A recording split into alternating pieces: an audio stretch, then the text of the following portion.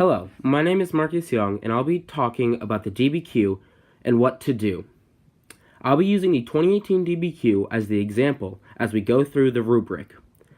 There is a possible 7 points you can get throughout the essay. You should focus completely on getting as many points as possible. You are under a time limit, so everything you write should be intended to gain a point. The readers are trained to read your essay quickly and without much thought, so specificity and straightforwardness is a virtue. Furthermore, the readers know that this is a first draft, so they will not care about misspelled words, unclean handwriting, or crossing out certain words or phrases. Therefore, you should focus only on getting points and not on making your essay neat and clean. The first point you should go for is contextualization. This point is gained by, quote, describing a broader historical context relevant to the prompt. This means that you need to take the prompt and show the broad historical developments and or trends that leads to the situation described in the prompt. Do not focus on smaller, less broad changes, as that will not earn the point. You should write your contextualization first, as it will be a good lead-in to the thesis. This is a good example of contextualization for the question, quote, evaluate the relative importance of different causes for the expanding role of the United States in the world in the period from 1865 to 1910. This response explains how the increase in industrialization after the Civil War in the North versus the South caused a surplus of manufactured goods, which meant that the U.S. required a market abroad. The trend of industrialization is clearly linked to the prompt about the expanding role of the United States in the world. This response is also a broad trend and not too specific, therefore, it will gain the point. Next should be the thesis statement. The most important thing to remember is to write it twice, once in the beginning of the essay and once at the end. The readers are trained to read the beginning and the end to see if you gain the point for the thesis statement. If you do not receive the point in one area, then you can gain it in the other area. Furthermore, writing your thesis again at the end is good because you know exactly what your essay looks like. The thesis needs to address every aspect of the prompt while also making a historically defensible claim. It should state the 3 main ideas that you will write about later in your essay. Look at an example of a thesis statement which would earn a point. It states, quote, the United States primarily sought to increase its role in the world due to the notion that America and the American lifestyle was superior, and to also gain strategic territory to expand their influence globally. Despite these strong imperialist sentiments, however, there were still many who were against the movement and considered it a moral wrongdoing. It makes a clear claim about the importance of a global marketplace and states the points that will be expanded on later in the essay. Now, make sure you have divided the documents into at least 2, but hopefully 3 categories.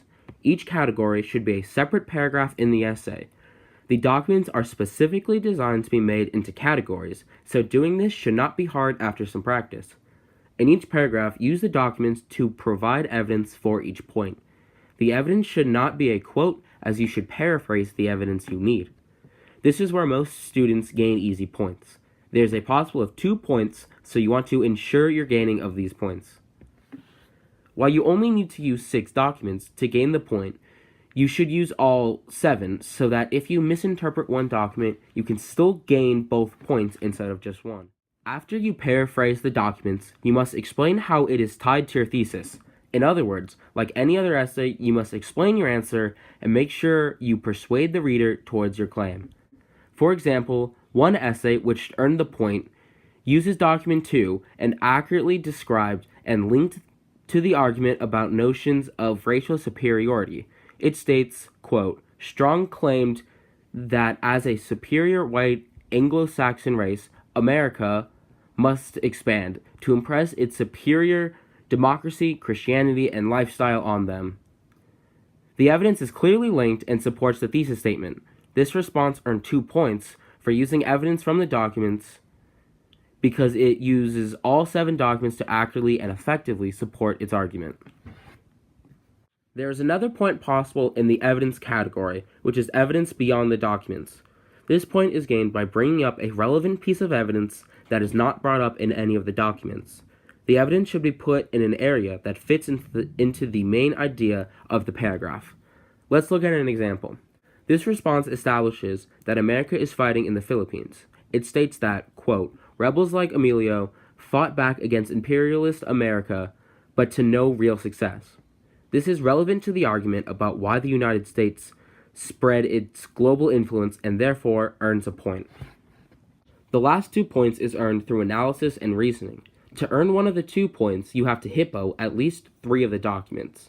Just like for evidence, you should hippo as many documents as you can, so that if you mess up on one document, you can still earn the point. To hippo a document means to explain why the document's point of view, purpose, historical situation, or audience is relevant to the argument for the document sourced. For example, this essay clearly indicates the audience that document 2 was attempting to influence and how this connects to his argument. The essay states that the document, quote, clearly speaks to other imperialists to convince them that America has the obligation to expand to lands that do not share similar lifestyles to America and that do not have a similar government. The last point on analysis and reasoning is gained through complexity of the essay.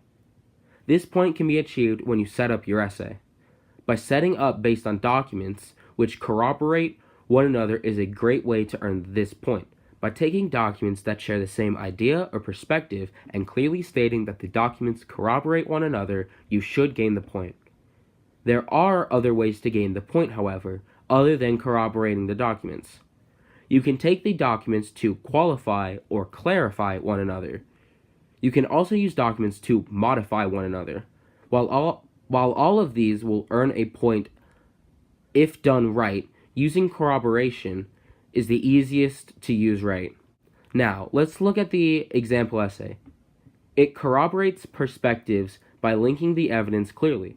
For example, the response transitions from one argument about imperialism to another argument for a larger navy to the larger goal of expanding U.S. influence abroad to the Spanish-American War. The best way to prepare for the DBQ is to write one and read examples. So good luck, and I hope this has helped you get ready for the DBQ.